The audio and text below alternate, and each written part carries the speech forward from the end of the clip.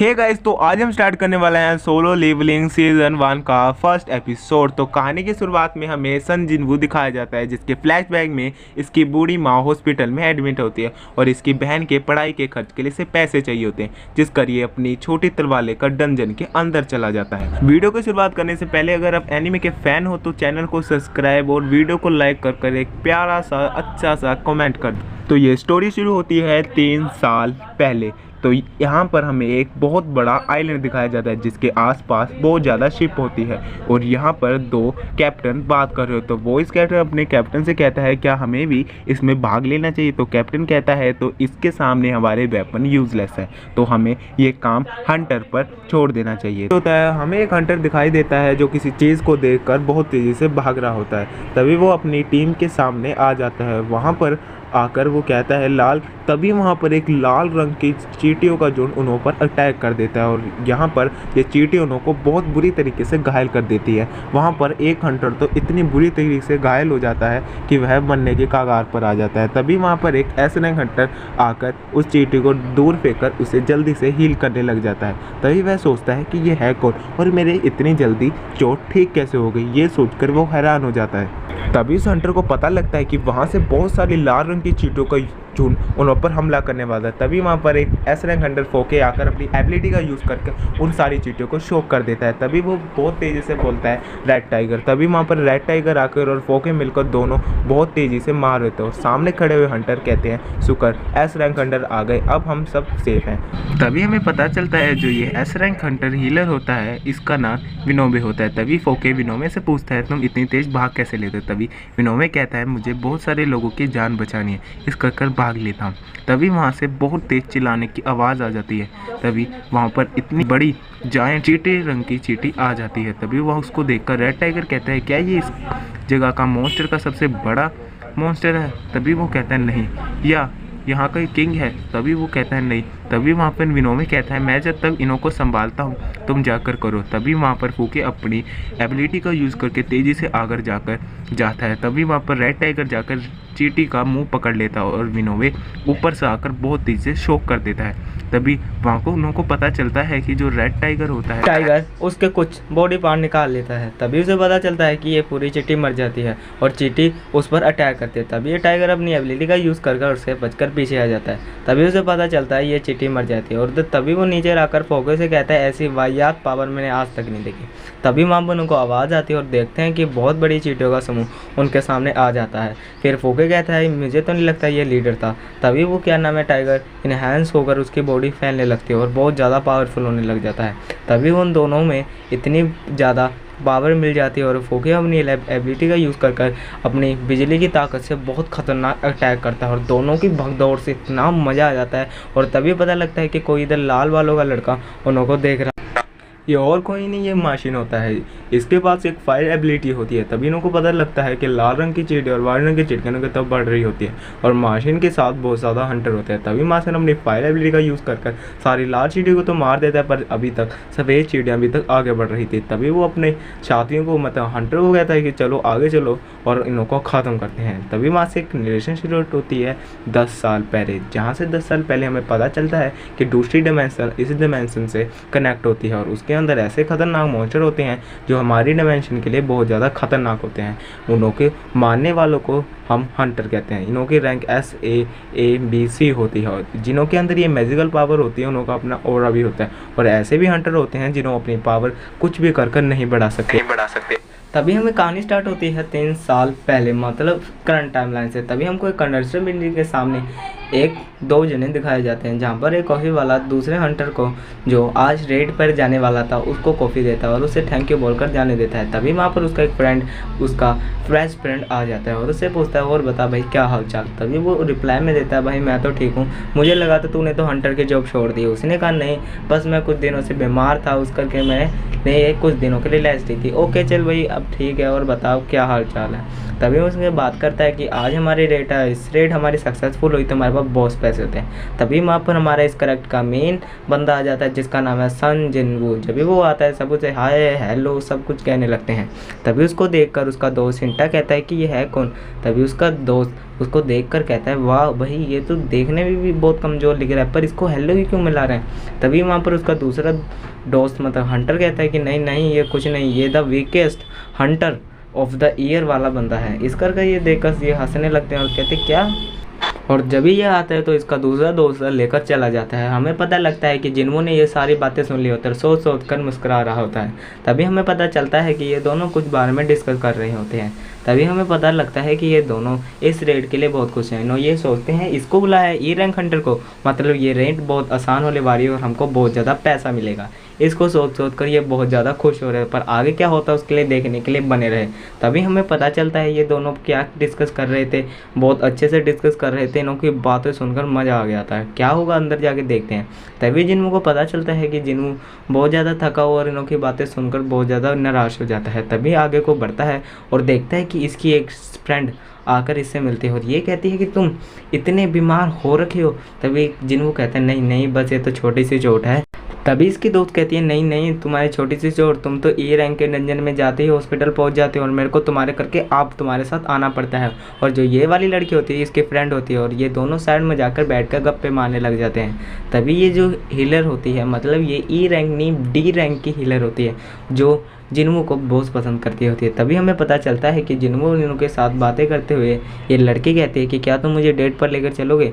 तभी जिन्हों के रिप्लाई में कुछ नहीं आता, बस वो बैठा रहता है। तभी वो देखता है कि ये दोनों आराम से बैठकर गप्पे मार रहे होते हैं। तभी ये लड़की उठकर कहती है चलो डंजन का गेट खुल रहा है, हमको जाना पड़ेगा। तभी हमें पता चलता है कि ये दोनों आगे बढ़ने के लिए तैयार हो जाते हैं और जिन्हों भी हाँ बोलता है।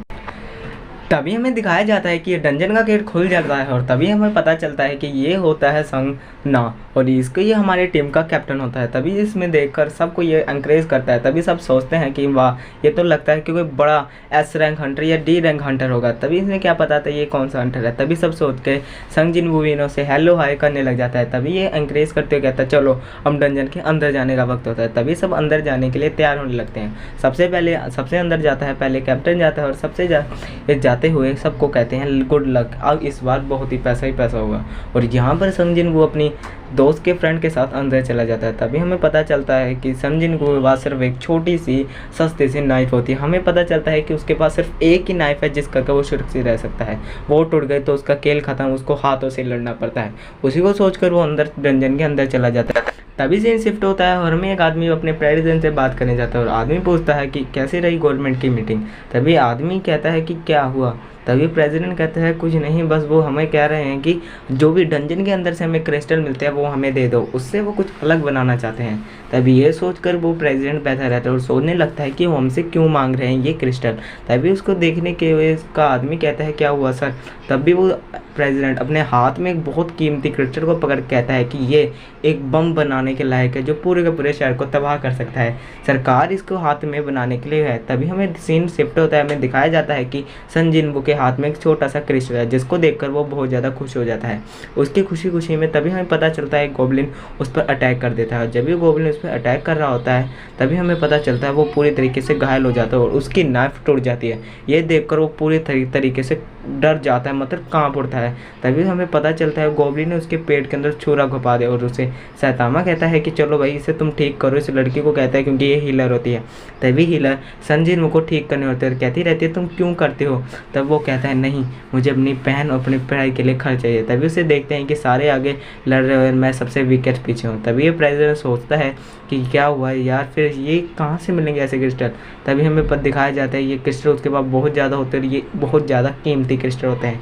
तभी वहाँ पर हमें बताया जाता है कि ये क्रिस्टल किसी न्यूक्लियर मिसाइल या न्यूक्लियर बॉम्ब के लिए क्रिएट करने के लिए बनते हैं और ये बहुत ही ज़्यादा महंगे होते हैं। तभी इसका आदमी उसे कहता है कि भाई क्या हाल है। तभी उसका प्रेसिडेंट कहता है कुछ नहीं, बस आजकल तो बस धंधा ही गंदा हो रहा है। तभी हमें पता चलता है कि ये क्रिस्टल होता है ये बहुत ही ज़्यादा महंगे, मतलब इतने महंगे होते हैं कि कोई सोच ही नहीं सकता और इनको खरीदने वाले कोई आम लोग नहीं होते।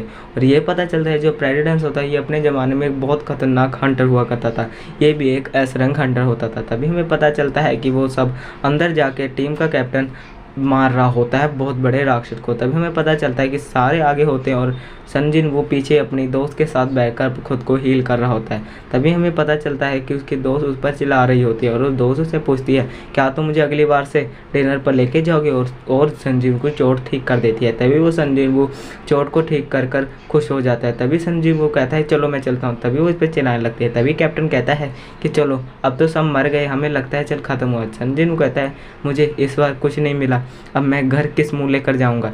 ये सोचकर वो देखने लग जाता है इस क्रिस्टल को। ये क्रिस्टल मिलता है क्योंकि इसकी कोई ज़्यादा कीमत नहीं होती। तभी इसमें सन जिनवू कहती है कि क्या हुआ।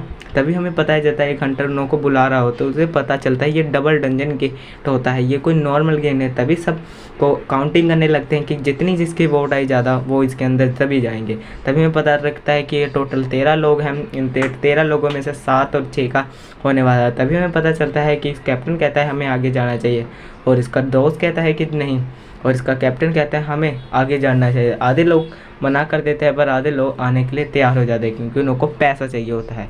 ऐसा देखकर सबको लगता है कि क्या हुआ भाई, अब तो पैसा ही पैसा होगा। ये सब देखकर ये कहता है मुझे तो अंदर जाना होगा, इसको भी बीमार हो रखा है और इसकी पत्नी को भी बहुत ज़्यादा पैसे इलाज के लिए चाहिए।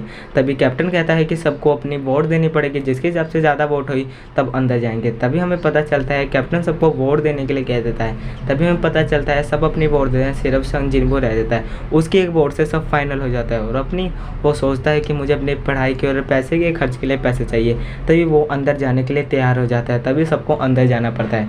तभी उसे उसकी माँ का फ्लैशबैक दिखाया जाता है जहाँ पर उसकी बूढ़ी माँ, उसकी बहन पढ़ाई के लिए उसे पैसे चाहिए होते हैं। तभी हमें बताया जाता है हमारा जिनवू हीरो रेडी हो जाता है आगे जाने के लिए। तभी ये जोर से चीख मारता है और फिर हमें दिखाया जाता है कि ये आगे बढ़ने के लिए था। तभी सीन शिफ्ट होता है और हमें एक बड़ी सी बिल्डिंग, चमचमाती बिल्डिंग दिखती है जिसके अंदर ये एक लेडी एक दूसरे बंदे को कहती है कि इस बॉल के ऊपर हाथ रखो, और ये बंदा बहुत परेशानी में इसके ऊपर हाथ लग देता है। तभी ये मशीन करती है कि तुम्हारी ये रैंक ये है। ये वो जगह है जहाँ पर हमें पता चलता है हंटर की रैंक कौन सी है। तभी उसके बाद एक बंदा पता चलता है कि जो किसी से बात कर रहा होता है वो कोई नहीं बल्कि बहुत अमीर बंदे से बात कर रहा होता है। ये अमीर बंदा और कोई नहीं, एक गिल्ड का लीडर होता है जिसके पास बहुत ज़्यादा पैसे होते हैं। और ये लीडर कहता है कि हमारी टीम के लिए अभी हंटरों की बहुत ज़्यादा ज़रूरत है, तो सारे हंटर अपनी तरफ लेने के लिए हमें कोई अच्छे हंटर चाहिए। तभी बंदा कहता है कि हमारे पास तो कम हंटर है। तभी उसे कहता है कोई बात नहीं।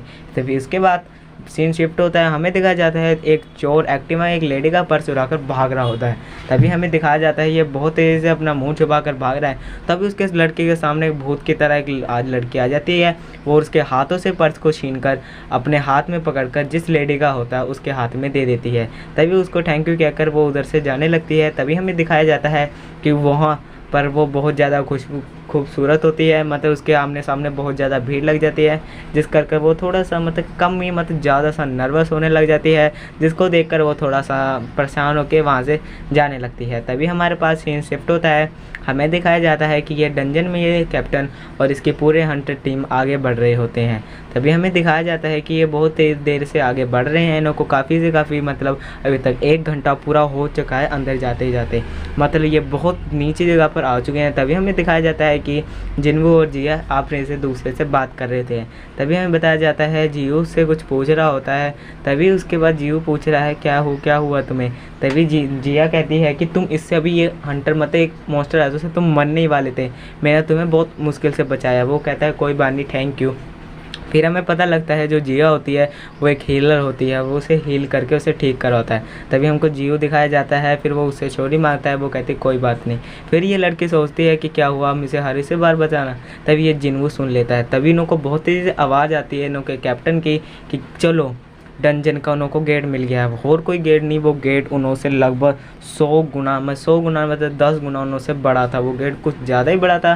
तभी हमें पता चलता है उसमें से एक डी रैंक हंटर जाकर दरवाजे को हाथ लगाता है। फिर कैप्टन दिखाता है, फिर सीन शिफ्ट होता है, हमें दिखाया जाता है प्रेसिडेंट जो एक टीम का लीडर भी होता है, जिसकर हमें दिखाया जाता है ये नए भर्ती होने वाले जैसे नई भर्ती होने वाले बंदों को अपने टीम में रखना चाहता है और ये सबका स्वागत करते हुए कहता है तुम्हारा बहुत बहुत स्वागत है हंटर ऑर्गेनाइजेशन, मतलब एक संस्था होती है उसमें तुम्हारा स्वागत है। फिर हमें दिखाया जाता है ये बच्चे लोग की बात सुन रहे होते हैं और ये हमें जो बड़ा मतलब अंकल दिखाया जाता है ये लगभग 80 के साल से ऊपर का ही है, फिर भी इसके टाइम बहुत ज़्यादा खतरनाक है। तभी सीन शिफ्ट होता है, हमें दिखाया जाता है कि यहाँ पर इन हंटरों ने इस दरवाजे को खोल लेते हैं और तभी जब दरवाज़ा खोलते तभी एक ही दम इधर इतनी सारी लाइट जलने लग जाती है, सबको देख के वो सब डरने लग जाते हैं लिटरली। फिर बहुत तरीके से डरते वो अंदर को आ जाते हैं, वो देखते हैं कि ये है क्या, यहाँ पर ये बना क्या है, यहाँ पर किसी के पंख लगे हैं, किसके हाथ में क्या है इतनी बड़ी बड़ी मूर्ति है जिन्होंने सोचा ही नहीं था। उसके बाद जिन्नू किसी मूर्ति के पास में जाते हुए कहते हैं ये मेरे को लग रहा है ये इस जगह का बॉस है। फिर जिन्नू कहता है नहीं मुझे लगता है कि ये इस डंजन का बॉस नहीं, ये उससे भी ऊपर हो सकता है। फिर हमें दिखाया जाता है उधर का एक कैप्टन होता है, वो ज़मीन में हाथ लगा कहता है यहाँ पर ये बीच बीच बना क्या है।